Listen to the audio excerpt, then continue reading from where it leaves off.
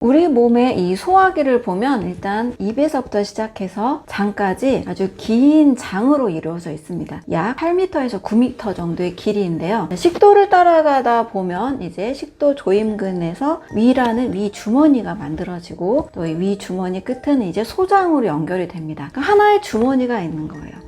이 주머니 안에서 우리는 하루에 한 1.5리터 정도 위액이 계속 만들어지고 있습니다. 여러분 1.5리터 한번 페트병 생각해보면 절대 적은 양이 아니죠. 자, 이렇게 많은 양이 우리 몸에서 늘 만들어지고 있어요. 크게는 이제 위액이라고 하는데요. 이 위액의 구성에는 점액물질, 그리고 위산, 그리고 단백질의 소화효소인 펩신 물질까지 같이 포함이 되어 있습니다. 자, 이 주머니에서는 어떠한 특징이 있냐면 식도와 또 그 다음으로 이어지는 소장, 대장과 좀 전혀 다른 특징이 하나 있어요. 자, 굉장히 강한 산이라는 겁니다. pH 1.5에서 2 정도의 굉장히 강산인데요. 이 강산이 만약에 이 피부에 바로 닿았다, 타버립니다. 자, 그래서 위 안에서는 강산에 견딜 수 있도록 아주 두툼한 위 점막층을 구성하고 있습니다.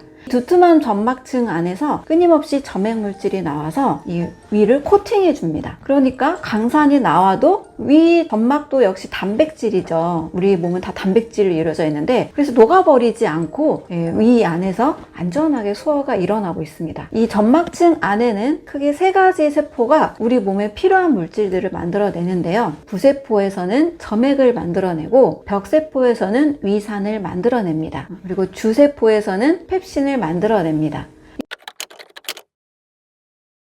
이렇게 하루에 약 1.5리터의 위액 물질을 우리 몸이 늘 만들어내면서 위산을 통해서 입으로 먹은 음식에 있는 나쁜 병원균, 세균, 바이러스, 여러 이물질들을 강하게 살균작용을 시킵니다. 만약에 이 살균작용이 없다면 어떤 일이 일어날까요? 위산이 만약에 안 나오거나 너무 적게 나와서 살균작용이 잘 안 된다. 그러면 거기에 있는 병원균들이 그대로 또 소장으로 넘어가겠죠.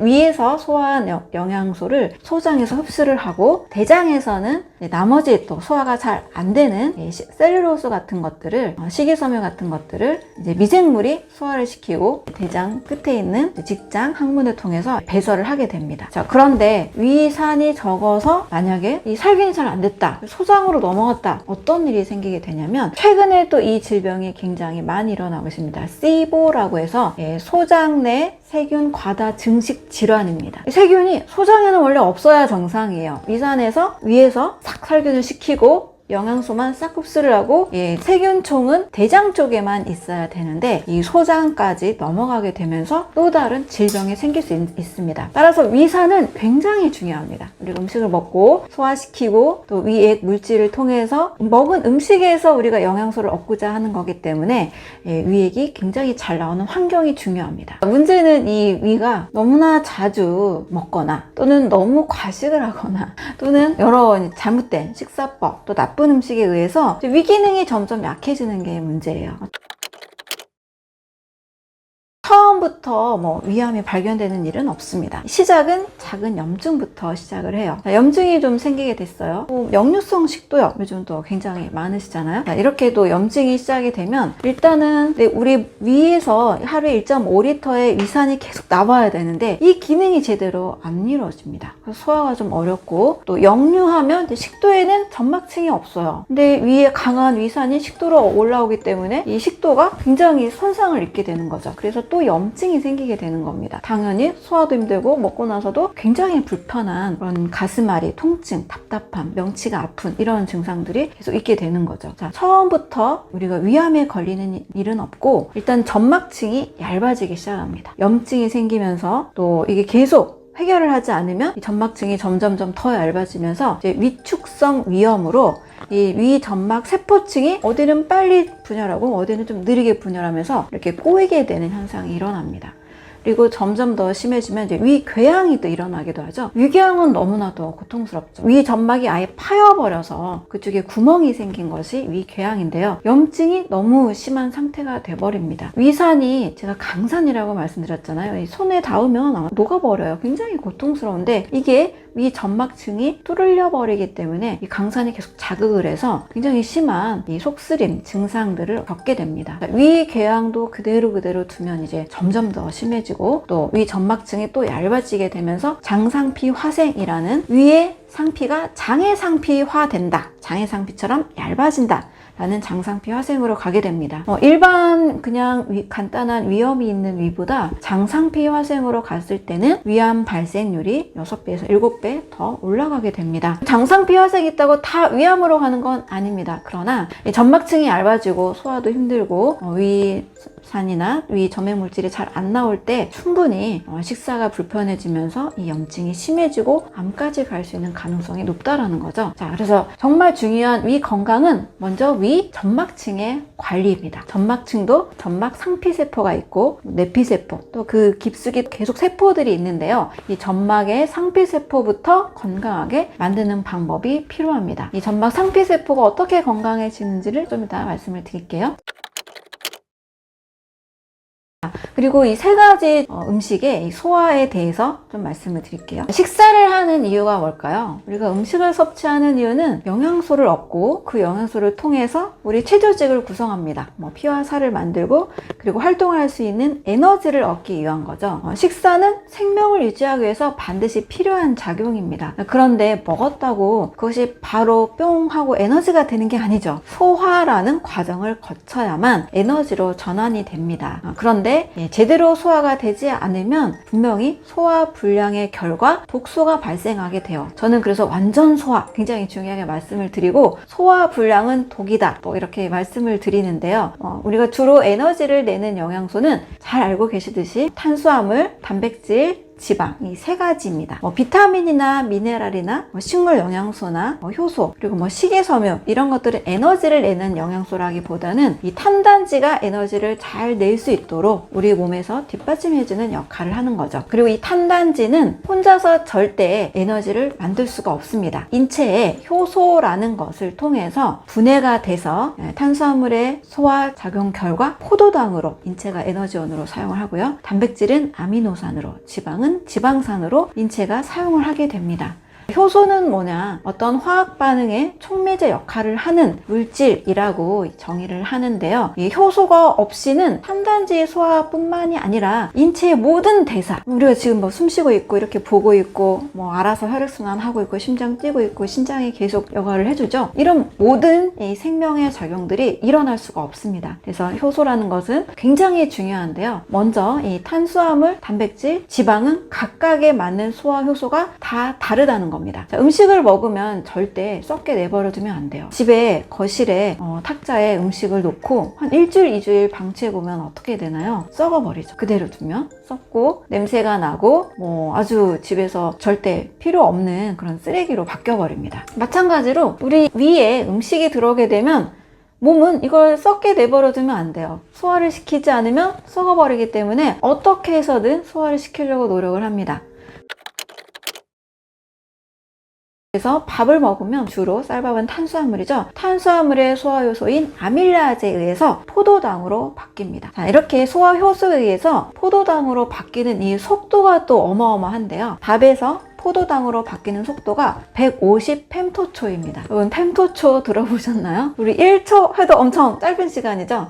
눈 깜빡할 새라고 해서 이 눈 깜빡이는 시간은 굉장히 짧은 시간인데 이건 10분의 1초라고 합니다. 총알이 날아가는 속도 100만 분의 1초라고 하는데요. 무려 이 펜토초는 천조분의 1초입니다. 우리가 별로 이렇게 감이 없죠. 천조분의 1초 속도라는 것이 전혀 느낌이 없는 너무나 빠른 속도인데요. 자, 이렇게 150 펜토초의 속도로 쌀밥이 포도당으로 바뀌게 됩니다. 자, 이런 식으로 인체가 계속 이 효소 작용이 일어나는데요. 단백질은 펩신, 펩시노겐이라는 단백질 효소에 의해서 아미노산으로 바뀌게 되고요. 지방은 리파제에 의해서 지방산으로 바뀌게 됩니다. 자, 이렇게 각각 다른 소화 효소가 이 탄단지를 소화시킵니다. 그래서 뷔페처럼 탄단지를 아주 골고루 잘 먹으면 각각의 소화 효소가 작용하는 소화 효소와 작용점, pH가 다 다르기 때문에 다 섞여버려서 제대로 소화가 안 되는 거예요. 탄수화물이 잘 소화할 수 있는 아밀라제가 잘 작용할 수 있는 환경, pH 약 7,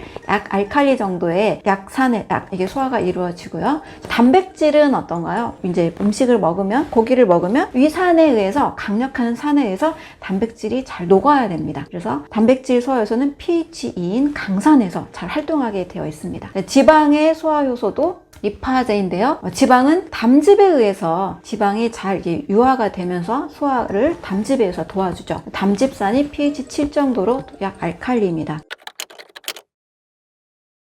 이렇게 탄단지가 작용하는 소화효소도 각각 다 다르고 이 pH 상태도 다 다릅니다. 그래서 동시에 밥 먹고 고기도 많이 먹고 삼겹살을 드시고 또 된장찌개 또 드시고 뭐 스테이크를 드시면서 감자튀김을 또 많이 드시고 그러면 막 탄단지를 다 섞어 먹게 되잖아요. 이렇게 먹을 경우에는 소화불량이 일어나는 겁니다. 인체의 소화효소는 이 탄단지가 각각 하나의 소화효소가 작용한다는 것. 그렇다면 완전한 소화를 위해서는 한 종류의 음식을 단순하게 드시는 것이 가장 이상적이라는 겁니다. 예를 들면 저는 이제 아침 식사로 과일만 먹는데요. 오늘도 뭐 사과, 바나나 이렇게 과일만 먹고 왔는데 이렇게 한 종류의 음식만 먹게 될 경우에는 아주 소화가 깔끔합니다. 만약에 여러분이 고기를 드신다 할 때 고기를 많이 드시고 또 막 된장찌개 또 드시고 뭐 국수 또 드시고 하면은 소화가 좀 잘 안 돼요. 고기를 드실 때는 차라리 고기 위주로만 좀 심플하게 드시는 법. 뭐 약간의 채소를 더하는 거는 괜찮지만 어떤 경우에는 양고기를 드실 때 어떤 분이 숙주를 안 먹었더니 더 소화가 잘 되더라 이런 얘기도 하시거든요. 그래서 고기를 드실 때 뭐 채소 여러 가지 섞어서 야채도 먹어야지 이런 우리가 상식을 갖고 있긴 한데 소화 효소의 입장에서는 단백질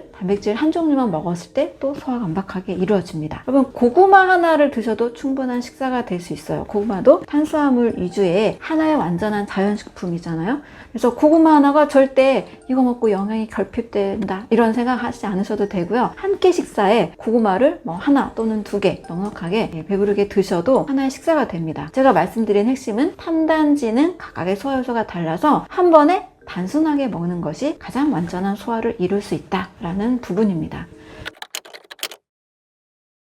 자, 그런데 만약에 섞어서 드셔서 소화불량이 일어났다. 어떤 일이 일어나냐면 저는 소화불량은 독이다 이렇게 말씀을 드리는데요. 소화가 다 되지 않은 당분들, 소화가 덜 된 단백질, 지방들이 우리 몸에 떠돌아다니면서 서로 결합을 합니다. 이 당과 단백질이 결합하거나 또는 지방과 결합했을 때 최종 당화산물이라는 당 독소가 만들어져요. 당 독소는 말 그대로 독소입니다. 당을 우리가 잘 소화가 돼서 완전히 사용하면 이게 떠돌아다니거나 우리 몸에서 다른 것과 결합할 틈이 없겠죠. 사용이 안 됐기 때문에 이런 것들이 돌아다니면서 독소가 돼서 혈관벽에서 쌓여서 백혈구의 포식작용으로 또 염증이 생길 수 있고 이 혈관 내경을 계속 좁게 만들 수도 있습니다. 또 혈관뿐만 아니라 여러 군데의 조직과 몸속에서 장기 안에서 이 당 독소들이 계속해서 우리 몸을 공격할 수 있는 원인 물질이 될 수 있다는 거죠.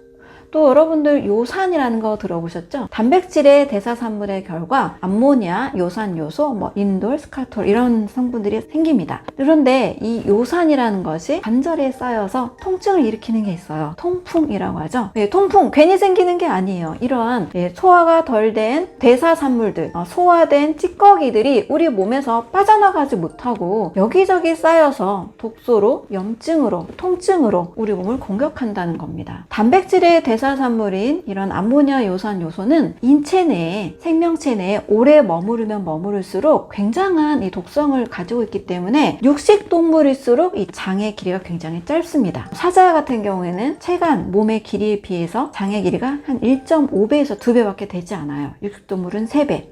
초식동물은 고기를 먹지 않죠. 그래서 무려 장의 길이가 체간의 길이의 20배입니다. 사람은 한 5배에서 6배 정도예요. 자, 육식동물이라 할지라도 그들의 주식은 남의 살을 먹잖아요. 그게 주식일지라도 이 장의 길이가 짧다라는 것은 유해한 물질들이 너무나 많이 나온다는 거죠. 그래서 완전히 소화시키고 우리 몸에 독소를 싹 내보내는 것, 이것이 우리가 건강에서의 가장 첫 번째 중요한 요소라고 할 수가 있습니다. 어떤 음식을 드셨을 때 그 음식의 어떤 성분 따지기보다도요, 최대한 자연에 가까운 음식을 완벽하게 소화시키는 것, 이것에 중점을 두시면 여러분 큰 질병 없이 건강할 수가 있습니다.